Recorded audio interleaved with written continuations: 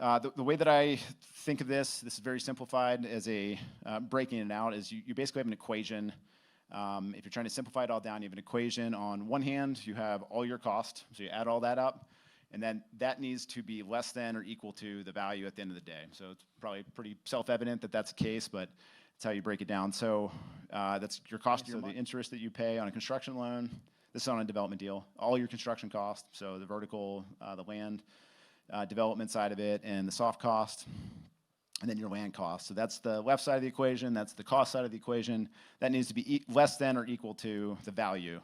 So the value is generally just your net operating income, and you divide it by the yield on cost, and that will tell you what the value should be to a developer to make it worth doing.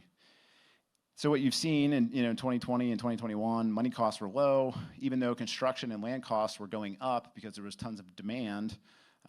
Largely in the apartment market due to the fact that there was rents were going up and there were very few units available. You could deal with the fact that your construction costs and land costs were going up because on the other side of the equation, your NOI is going up more rapidly because there's so much demand for your units that you can raise rents.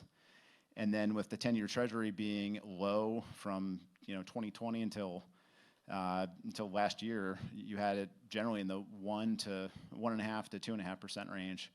So it drove the yield on cost down. So when you put those two things together, it would offset, the right side of the equation would more than offset the left side of the equation, so they were doable deals.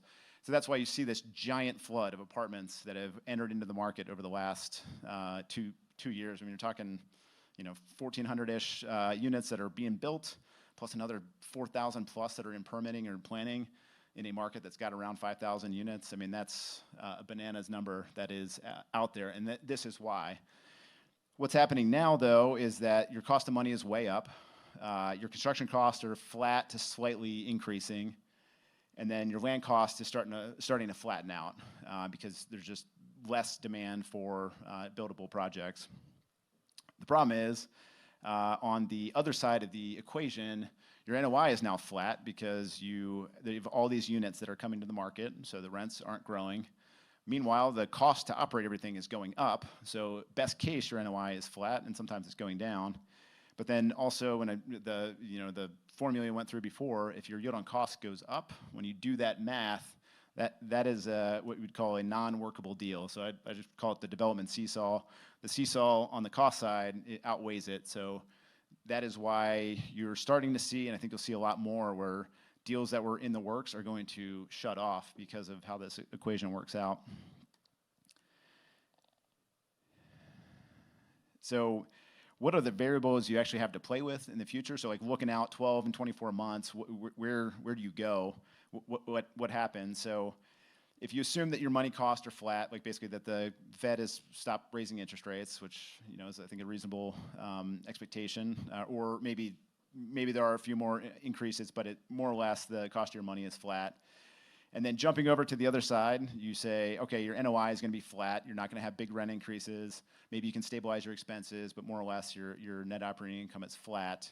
And then your yield on cost can stay flat too. So it could be the exact same a year from now as it is right today. With these variables identified as basically being stable, the only two things you have left to make a deal work, to make them even out, is either the cost of construction needs to come down, or the cost of land needs to come down, or both of them in some manner to offset, to basically make the two sides of the equation balance. So most of the GCs you talk to don't see a big decline in construction costs coming. Even as projects shut off, you will have downward pressure on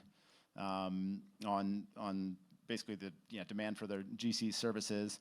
So you should see some decrease in construction costs. It may not be dramatic, but the only place you really have left to play with is the land cost side of it. So I would anticipate that if everything, as we assume here, progresses, then you'll start to see land costs go down as sellers are like, okay, I would like to have the 2021 number, but I would also like to have my money before I die, which is what happens a lot with landholders. And so they will start to accept lower prices to try and make these equations balance out. And so when you have that, then you get the value side of the equation is greater than or equal to the cost side of it. And that's when you have deals